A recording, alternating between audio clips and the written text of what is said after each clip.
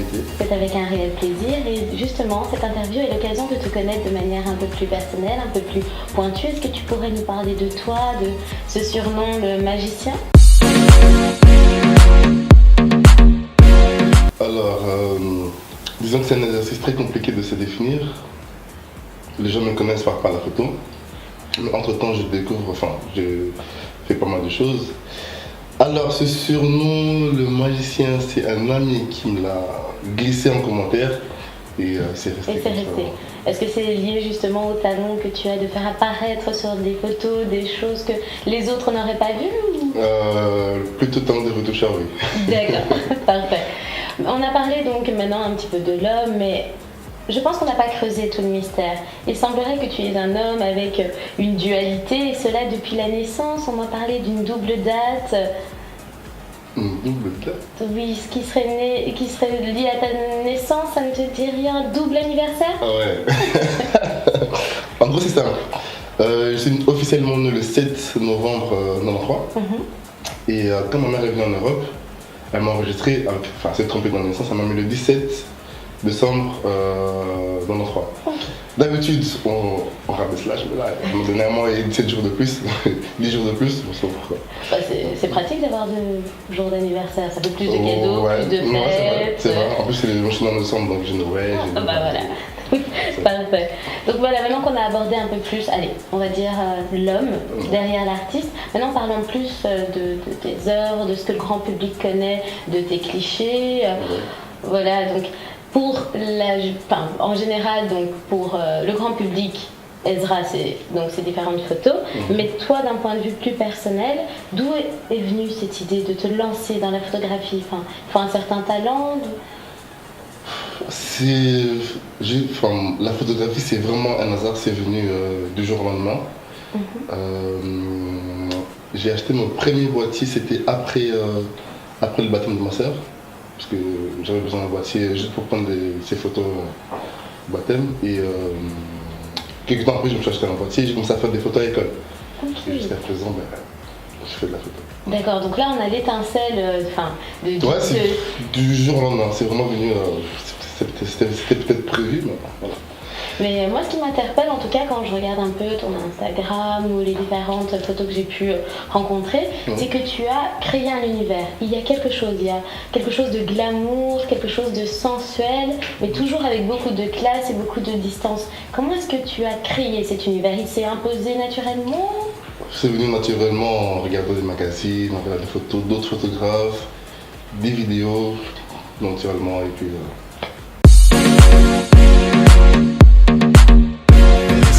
Behavior, no. They used to never want to hear us. Remember? Never loved us. Remember? En insistant, j'ai pu voir pas mal de choses au niveau de ton travail, mais il y a une partie, un angle. Partie worst. Voilà, qui m'a un petit peu plu. En fait, ce concept est venu comment? J'étais, depuis 2014 quand même. J'écoutais le son de Drake justement, c'est venu là en fait, j'écoutais le son de Drake et je regardais en fait des photos boudoir. Pendant que j'écoutais ce son, je me suis dit mais il y a beaucoup de gens qui aiment bien ce genre de photos et il y a peu de femmes africaines qui le font. Donc ça serait chouette si je pouvais miser ce type de photos et mettre la femme noire aussi en valeur. Du coup, j'ai gardé le noir, j'écoutais le son. Et je me suis vraiment inspiré des photos type boudoir. Si vous allez sur internet, photos boudoir, c'est vraiment le même type de photos que je fais. À la base, le nom c'est boudoir. Voilà, c'est le côté artistique, le nu artistique. Exactement. D'accord, mais de base, moi je suis une fille et je me dis, on a une tendance à être plutôt prude, plutôt pudique. Et donc je me pose vraiment la question, qu'est-ce que tu me dirais? Comment est-ce que tu mettrais en place un contexte pour que je puisse aussi, comme ces modèles, m'ouvrir, me dévoiler devant l'objectif? C'est ça, en fait, toutes les femmes aiment se mettre en valeur. Il faut juste trouver le point, la clé, on va dire, qui feront que, voilà. La petite différence, c'est qui fera qu'elles n'ont plus cette barrière. Est-ce que c'est une question de peur? Est-ce que c'est une question c'est une question de peur vis-à-vis d'elle-même avec son entourage et vis-à-vis de ses croyances aussi, et on va dire, comment dire, vis-à-vis de l'éducation aussi. Je comprends. Donc il y a beaucoup de barrières qui font que voilà, il faut juste trouver, faut juste trouver le bon timing, on va dire. Donc je comprends tout à fait que sociétalement parlant, ça doit être compliqué pour ces jeunes filles, voilà, de se mettre dans... Exact. Mais d'un point de vue aussi personnel, de ton point de vue à toi, Ezra, cela veut dire l'aide ou celui qui aide en hébreu, si je ne me trompe pas. Donc de ce fait-là, ta famille doit avoir une base chrétienne, tes parents sont croyants? Oui, mes deux parents sont croyants, oui. Parfait. Et donc dans cette optique-là, est-ce que... quel est leur avis en fait sur ces photos-là? Ma mère n'a pas vraiment d'avis. Mon père aime bien ce que je fais, mon entourage aussi, mes oncles. Parce que je suis pas très famille, j'ai juste quelques proches qui est avec moi, mais sinon les autres familles, je ne sais pas. Je ne suis pas vraiment très proche de ma famille. Donc ils te soutiennent dans ta démarche. Mes proches, oui. Voilà, et ils voient le côté artistique derrière la photo. En tout cas, c'est très positif, ça doit être très encourageant. Très bien. Et c'est peut-être en fait le fait que tout le monde accepte cela, que cela te semble normal. Est-ce que c'est ça que tu véhicules aussi aux filles, qui leur donne cette confiance? Voilà, tout à fait, c'est ça le mot. J'essaie, oui. Bah, ça m'a l'air réussi, au vu des clichés, ils sont magnifiques. Hein. Voilà, c'est gentil. Tu es un jeune entrepreneur et on peut dire un jeune entrepreneur de la diaspora. Oui. D'accord. Est-ce que tu te considères comme cela? Bien sûr, oui, bien sûr. Et en fait, qu'est-ce qui t'a donné cette envie en fait de te lancer dans ton projet? Parce qu'à l'heure actuelle, les jeunes ont souvent peur. Est-ce que tu as des conseils à donner? Moi aussi au début j'avais peur. C'est sûr que de se lancer dans un lieu où tu n'as pas spécifiquement des modèles qui te mettent dans le bon chemin, ben, tu as peur. À un moment donné, soit tu y vas, soit tu gardes tes pas le temps. Je comprends. Donc voilà, moi j'ai décidé d'y aller tête baissée, voir ce que ça donne. Et est-ce que tu as eu je comprends bien que tu n'as pas eu de modèle qui t'ont mené, mais est-ce qu'il y a des personnes qui t'ont inspiré, des photographes, des artistes, par leur capacité à mettre en place leur projet ou tout simplement leur vision de l'art? Des photographes fixes, non. Mais j'ai beaucoup de photographes que j'aime bien leur boulot, mais vraiment on va dire un mentor, je n'ai pas eu. Non. Et des photographes belges plus précisément, histoire d'être... Oui, il y a Marc Lagrange qui est un très très bon photographe, j'aime énormément ses photos, qui est mort il n'y a pas longtemps, paix à son âme. Et il y a David Alcarni aussi qui est très bon. Ouais. Il y a aussi pas mal de photographes belges que j'aime bien. Cool. D'accord. Au niveau de tes proches, tu nous as dit qu'il y avait un soutien quasiment total. Exact. Mais d'un point de vue un peu plus personnel, est-ce que tu es accompagné dans la vie? Oui. Et justement, par rapport à ça, aux photos boudoirs, à tout cet univers qui est très sensuel, à savoir, est-ce que cela peut interférer avec ta vie privée? Au début, oui. Au début, c'était un peu compliqué. Mais au fil du temps, en fait, c'est à moi en fait, de faire ce travail-là envers elle. C'est de la mettre en confiance. D'accord. C'est vraiment ce que je devais faire vis-à-vis de mon travail, c'est pouvoir la mettre en confiance. C'est un travail, je gagne ma vie dedans. Toi, tu es avec moi, c'est autre chose. Donc il faut vraiment, je dis vraiment faire un travail de séparer les deux parties. D'accord. Et donc je comprends que tu aies bien mis en place cette séparation pour ta compagne, mais toi plus personnellement tu restes un homme, tu restes un être humain. Comment est-ce que tu arrives à garder toujours cette distance? Parce que d'après ce que j'ai vu sur les différentes photos, il y en a pour tous les goûts. Hein. De la mince, ronde, pulpeuse, claire, foncée. Et il n'y a jamais eu aucun modèle qui aurait pu créer un interpellement ou une faiblesse? Trop de personnes me posent cette question. Ça revient souvent. Hier, j'étais à une fête. J'ai, on va dire, plus ou moins 5 à 6 garçons qui vont me demander comment tu fais, explique-nous ton secret. Ben, il n'y en a pas en fait. Moi, quand je photographie, j'essaie de faire en sorte que ma photo soit très belle. La personne peut être physiquement très belle et physiquement très attirante, mais moi, je me concentre sur ma photo. Ce qui vient un peu ne m'intéresse pas. Tu viens, on fait la photo, j'ai ma photo, tu parles, tu rentres, tu fais. D'accord. Et qu'est-ce qui t'interpelle dans un modèle? Enfin, je veux dire, puisqu'il semblerait que ça ne soit pas le physique, mais qu'est-ce qui fait que tu puisses voir la lumière, l'étincelle du modèle qui donnera la belle photo? Le charisme. Le charisme, vraiment le charisme. Toute personne au charisme, il faut juste savoir comment l'exploiter. Et potentiellement, la plupart des filles que j'ai commencé à shooter, c'était leur premier shooting. Ouais, leur premier shooting, elles viennent comme ça. Et et le courant passe d'abord entre moi et... Parce qu'il y a beaucoup dans les photos, il y a beaucoup de proximité entre modèles. Quand j'ai fait les photos, tu peux voir des... elles ont une totale liberté en fait. Pour pouvoir exploiter ça, il faut d'abord une confiance entre elles et moi. Et voilà. Et un shooting prend combien de temps en moyenne? Je ne compte... Quand je fais un shooting, pour moi, je ne calcule pas le temps. Ça... Mais en général, pas au-dessus de 2 heures, sinon c'est trop. Après, on est fatigué. On ne fait plus rien de bon. C'est bon, je sais que c'est un peu plus personnel, mais j'ai entendu dire que tu n'avais peur d'aucune question et que tu pouvais être totalement transparent. Oui. J'ai cru remarquer que tu avais une légère pathologie au niveau de l'œil droit. Oui, exact. Pourrais-je en savoir un peu plus? C'est une maladie génétique, c'est kératocone.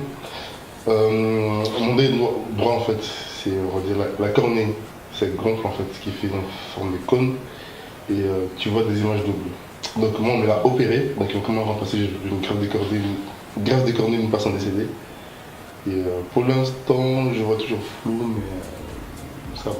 Et ce n'est pas handicapant, difficile dans le cadre justement de ton art qui passe par la visualisation? Non, parce que c'est depuis ma naissance en fait. D'accord, donc je n'ai jamais eu une vision parfaite. Et donc tu t'es toujours positionné par rapport à ça. Et est-ce que tu pourrais dire alors à ce moment-là que c'est une qualité, ça te permet d'avoir un œil différent sur tes œuvres, sur un possible, je ne sais pas, c'est possible. Comme un super pouvoir. Oui, c'est possible, c'est tout à fait possible. Ouais. D'accord. Et par rapport à cela, donc, dans le milieu de la photographie, est-ce que tu as déjà eu des réflexions par rapport à ça ou pas du tout? Non, personne ne s'en est jamais... Personne ne s'en est jamais rendu compte, non. Nous avons parlé un peu de ton passé, donc du premier boîtier que tu as acheté pour après le baptême de ma soeur. Oui. Après le baptême de ta soeur, donc ça c'était ton premier appareil. Mais parle-nous un peu, maintenant qu'on a parlé du passé, du futur. Comment est-ce que tu te vois? Quelles sont tes projections? Quelles sont... Je sais pas, tes envies? Dans le futur, je pense c'est de rentrer chez moi. D'accord. Et faire quelque chose au niveau audiovisuel et autres, ça reste secret. Je comprends aisément. D'accord, donc ton futur n'est pas ici? Non, vraiment pas. Je pense chez moi. As-tu déjà participé à des projets chez toi, donc au Congo? Pas encore, parce que je suis encore un peu bloqué ici. D'accord. 2 mètres en moins. Je suis encore bloqué ici. Mais d'ici, on va dire, d'ici 1 an, ça va se débloquer. Je pourrais me libérer, faire quelque chose. D'accord, donc tu te sens impliqué justement, tu te sens enfant de la diaspora, relié à ton pays d'origine qui est le Congo. Oui. Et par rapport à ça, est-ce que tu aurais un message par rapport aux autres enfants de la diaspora, à savoir de se réveiller, de se lancer, de faire part de, je ne sais pas, leur talent, un retour aux sources? Quelle est l'idée? Quel est ton positionnement par rapport à cela? Moi, comment dire, j'ai une partie de moi en fait qui est restée attachée à ce que j'ai pu vivre là-bas. J'étais très jeune, j'avais 5-6 ans, mais j'ai toujours cette partie qui veut rester en fait, qui veut ressortir, qui veut retrouver la vie que j'ai laissée. Donc c'est vraiment ça en fait qui me... En fait, on va dire, c'est le point de ma vie qui me manque en fait. C'est comme un... on va dire qu'il y a un vide en fait dans ma vie que j'ai envie de remplir. Vraiment, c'est vraiment de rentrer. Et qui n'est pas du tout comblé par ce qu'on peut t'apporter ici. Non. D'accord, c'est pas juste... Ça c'est vraiment personnel. Non, bien sûr, bah oui, c'est pas le temps qui doit nous aider, loin de là. Mais c'est inspirant de sentir cela. Comment est-ce que tu penses, voilà, d'un point de vue purement hypothétique, hein, là on est en train de faire des plans sur la Lune, comment est-ce que tu penses que, voilà, en termes de jeunes de la communauté afro, comment est-ce qu'on peut justement pouvoir s'auto-valoriser, créer une communauté, créer une envie? Est-ce que c'est possible? C'est possible. Ça demande un très très grand travail. C'est ressembler. C'est que déjà juste ce point en fait. Quand 5, 6, 10 personnes, 20 personnes, 30 personnes se ressemblent à un projet commun, ils peuvent faire un grand, quelque chose d'énorme. On est beaucoup, mais on est séparés. Chacun fait un peu ce qu'il veut. Tu peux aussi voir des manifestations. Il y a récemment une manifestation, il y a eu 3 groupes séparés qui manifestent pour la même cause. Il y en a un qui se trouve à Port-de-la-Mur, l'autre qui se trouve à Palais de Justice, l'autre qui se trouve à Louise. Même cause. C'est totalement... Est-ce que c'est juste de la communication le problème ou quelque chose de plus profond? C'est plus profond que ça. C'est déjà plus profond, mais vraiment c'est une manque de communication et de soutien. On ne se soutient pas assez. À cause du manque de confiance, du manque de connaissance de l'autre, la méfiance. Après, je te demande de te positionner sur des sujets très mais on va dire, hein. Moi personnellement, je dirais que l'Africain a trop de fierté. Ah. Ouais. Il préfère avancer seul qu'accompagner. Un Africain a trop de fierté en fait. Il sur ses propres capacités. Justement que de se partager en fait, de se relier. Ah oui, pour pouvoir agir mieux ensemble. C'est vraiment ça en fait. C'est vraiment ça. Et donc toi par exemple, tu n'as pas cette fierté-là. Tu aimerais du moins... Non, moi je suis une personne qui aime beaucoup aider. Oui. Ouais, j'aime vraiment aider. Quand une personne a besoin de quelque chose, je suis toujours là. Donc sous cette apparence se cache un cœur empathique. Ouais, mais ça me porte préjudice aussi. Il y a des gens qui en profitent quand même pas. Quand même, c'est vrai. En fait, c'est comme ma copine dit, tu es trop gentil et les gens profitent de ça. Je pense qu'on va clôturer sur cette belle parole, en espérant en tout cas qu'à l'avenir, les gens pourront juger à la juste valeur de ce que tu leur offres et de tes capacités.